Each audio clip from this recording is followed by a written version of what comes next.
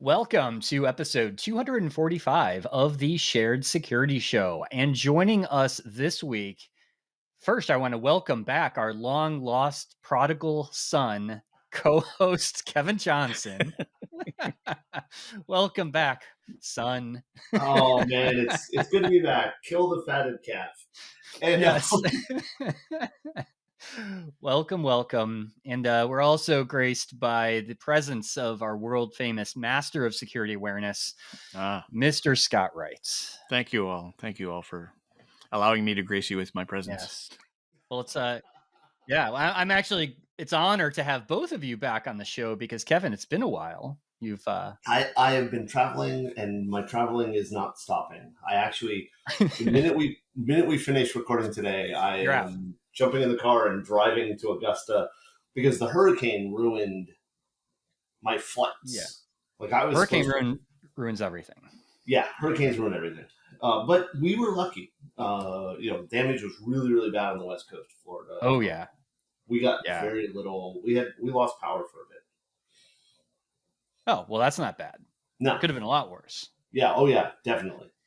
But isn't that the price you pay for living in Florida? Isn't that what they say? There's lots of prices we pay for living in Florida. It just happens to be one of them. Hurricanes, people think they're zombies. I mean, and you have Disney World, though. So that's a positive. Yes. Yeah. All right. Well, we have some really interesting stories this week. And the first one here, I kind of wanted to start with, and maybe this is more of like a educational segment in a way, because Apple has announced with iOS 16 and the new iPhone that's coming out, support for something called Passkeys, which is, I know we've probably mentioned this on the show before, several times over the years, that this was something that eventually will replace passwords. At least that's the initial thought. And it's definitely a good thing. Passkeys are, I believe, and I think many people in our industry would agree that it is a good method to replace passwords eventually. We know passwords are not going away anytime soon, but it's really good to see the big tech companies like Apple and Google finally putting support for this within their products and operating systems. So a little bit about a passkey. So you could think of this as you're really going to need your phone or your device to authenticate to websites and to different systems in the future. But what makes this different is that the passkey actually uses public key cryptography, which is well known. It's very well proven, right, from a security perspective, as a good way to do any type of authentication, right? And so it uses that as the back end, which is pretty cool because the attacker can't get a password in the traditional sense, because those passkeys are essentially stored on your device. Specifically, the private key is stored on your device. And we won't do a encryption or cryptography lesson in this episode. Yeah. But in simplistic terms, there isn't a way for an attacker to get your password if you're using passkeys. So it's good for everybody. But the trick is that websites and servers have to support it on the back end. So this isn't something that's just going to roll out to everybody overnight. This is going to take, I would say, years for something like this to roll out. I mean, let's compare it to hardware tokens. Right? Yeah.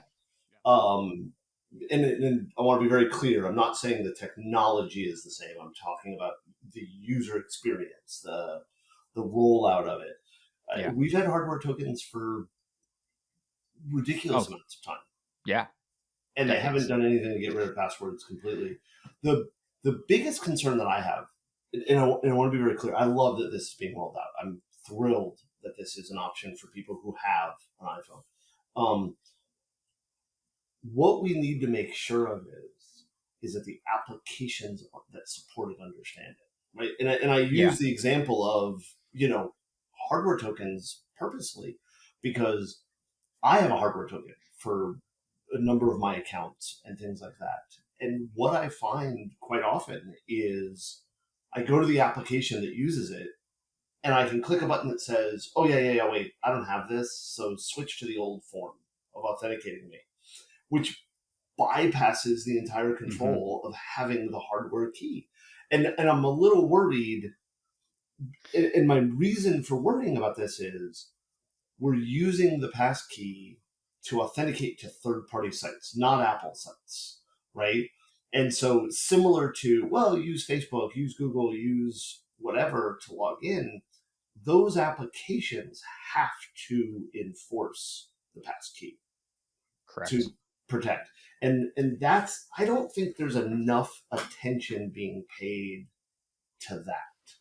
Absolutely. That we're telling websites, and I read through Apple's documentation, and Apple has done a good job of documenting how the user uses it. But I don't see a ton of good documentation yet on how the website should do it. They've got some, like if you want to implement They this do. something, right? Like developer documentation, what have you. Mm-hmm.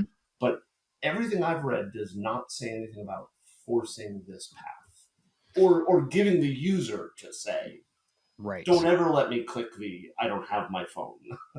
Right. Yeah. Well, and that is the other thing about this too, right? Like, so what happens if you lose your phone, right? Just like we see now with two-factor authentication, if you're using an app like Authy or something else, we've talked about this on this show. You get a new phone, or something happens to your device. What is the alternate method of logging into sites if we're now so reliant on your phone to do that? Yeah. And every time we try and make it easier to get around those little glitches, we're adding more vulnerabilities, right? So somebody will come up with a way to make it easy to, lose your phone and recover it somewhere else. And that's going to be a vulnerability. And that's where I think the vulnerability is going to be, to your point, Kevin, in these alternate, what's the failback, right? When you lost your phone or some other method, that will probably be now an attack vector on this. But it's great. I think everyone would agree that passkeys are much better than passwords. And what I'm also interested in too is see how password managers eventually adapt to this as well, because their whole business model is based on traditional passwords, right, within websites and other things. So we'll see how they adapt. I don't think they're going anywhere, from a business perspective. Does the phrase kicking and screaming mean anything to you? It might. Actually, I see evolve or die maybe is what they need to be worried about, right? Yeah.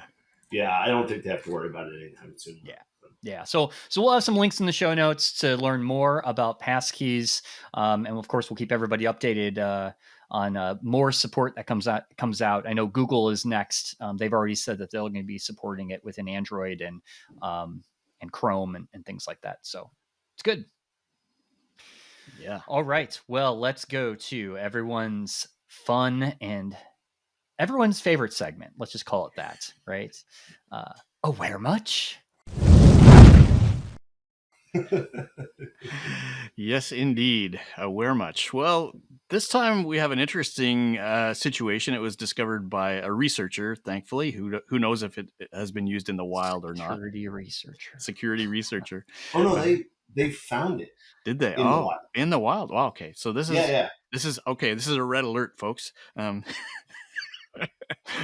are we talking about? Breaking news. Breaking news.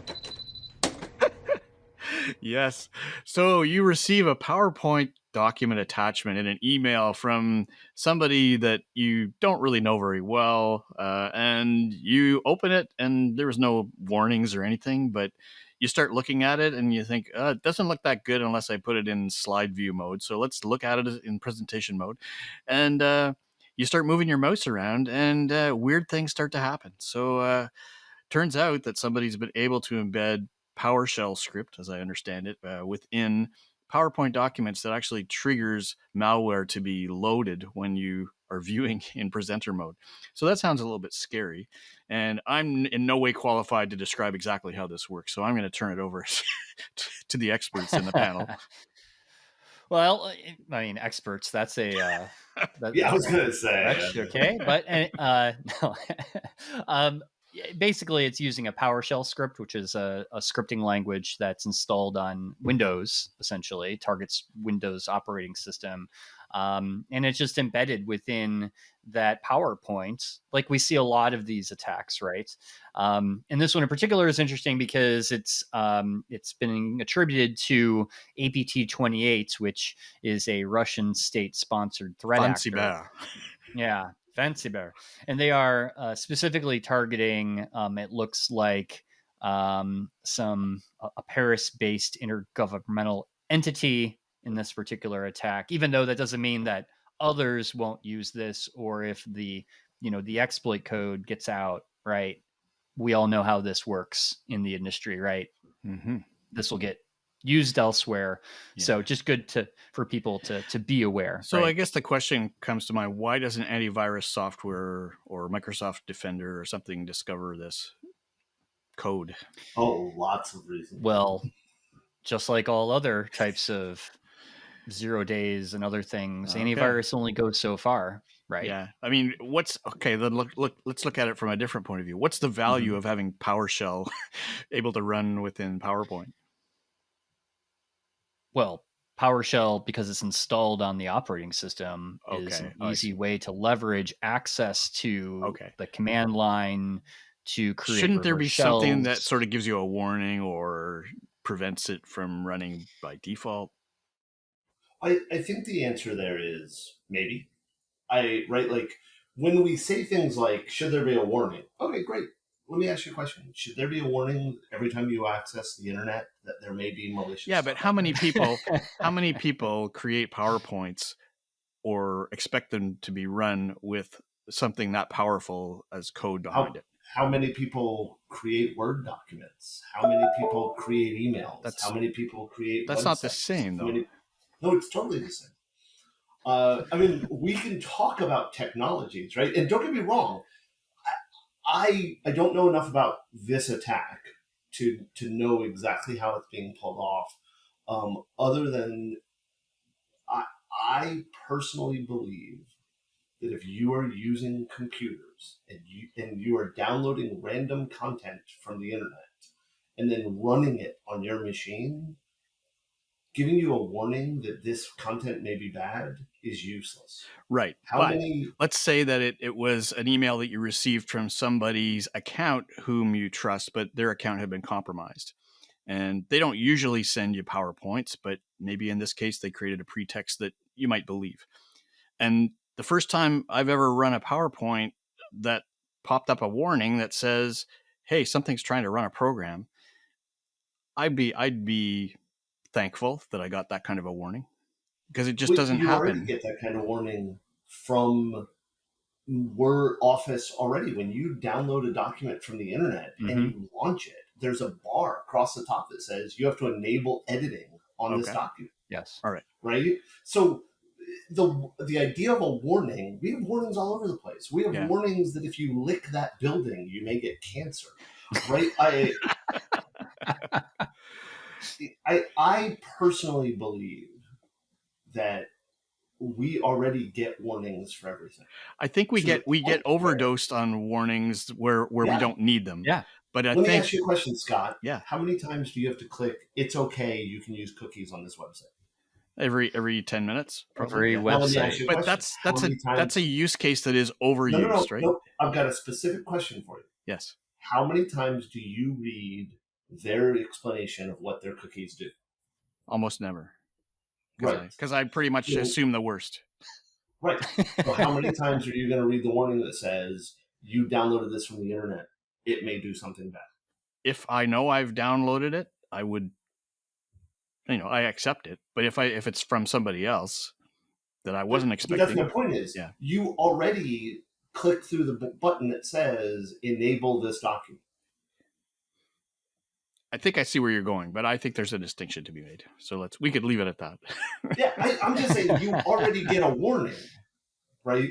Yeah. You get the warning when you download the PowerPoint. If you're getting a document from a trusted source, if somebody was to compromise my email and send you a PowerPoint that said, hey, it's Yeah. Kevin. This is Yeah, for the next absolutely. show. Absolutely. I would accept and I would say it's from Kevin. I will allow editing on this document. But if I put it in presentation mode and it says, hey, it's trying to run a program here, that would be something I would appreciate because that would almost never happen.